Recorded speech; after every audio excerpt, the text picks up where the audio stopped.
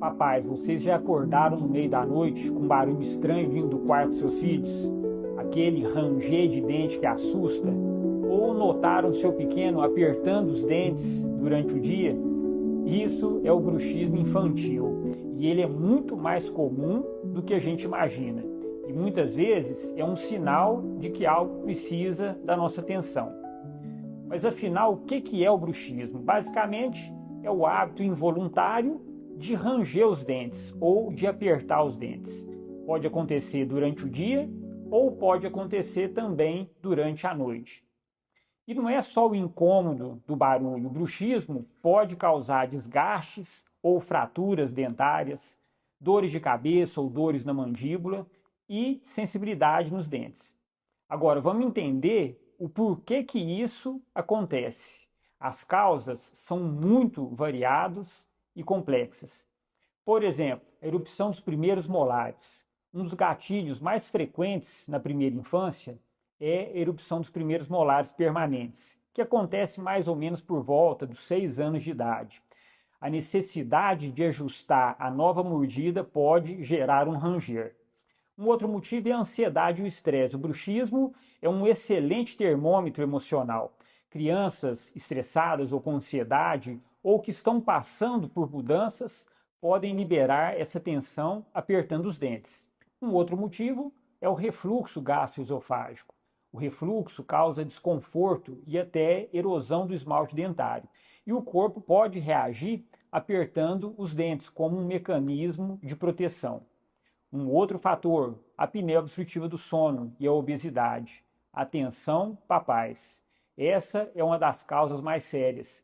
O bruxismo pode ser um mecanismo de defesa.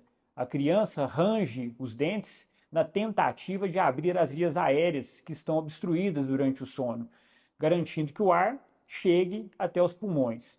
E as crianças com obesidade têm um risco aumentado de desenvolver a apneia. Um outro fator, o uso excessivo de telas e a má higiene do sono. A exposição excessiva a telas, principalmente antes de dormir, e uma rotina de sono irregular sobrecarregam o sistema nervoso, dificultando o relaxamento e o sono profundo, também favorece ao bruxismo. E por fim, a alimentação rica em carboidratos. Dietas com muito açúcar e carboidrato pode afetar a qualidade do sono. E a regulação neurológica contribui para aumentar também o problema.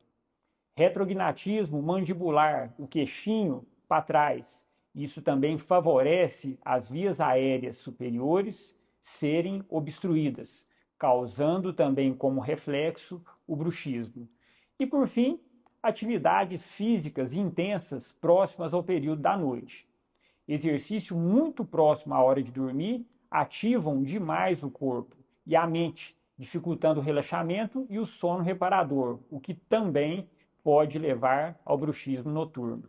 E aí vai um alerta crucial para os papais e educadores. Muitas crianças que sofrem com bruxismo ligados à apneia obstrutiva do sono são lamentavelmente diagnosticadas de forma equivocada com TDAH.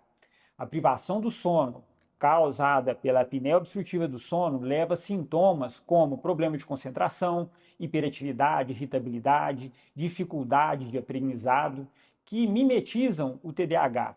Tratar a causa do bruxismo pode ser a chave para resolver esses sintomas de TDAH, sem a necessidade de medicação desnecessária para tratar esse transtorno. A boa notícia é que o bruxismo tem tratamento, mas ele precisa ser personalizado, tratando a causa do problema. O tratamento não é realizado apenas pelo dentista. Pode envolver psicólogos, gastro, otorrino e outros profissionais.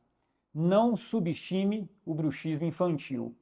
Ele é um sinal importante de que algo no desenvolvimento ou no bem-estar do seu filho pode precisar de atenção. Se você percebeu algum desses sinais, procure um profissional qualificado, um médico ou um ortodontista de confiança, para um diagnóstico preciso e um plano de tratamento eficaz.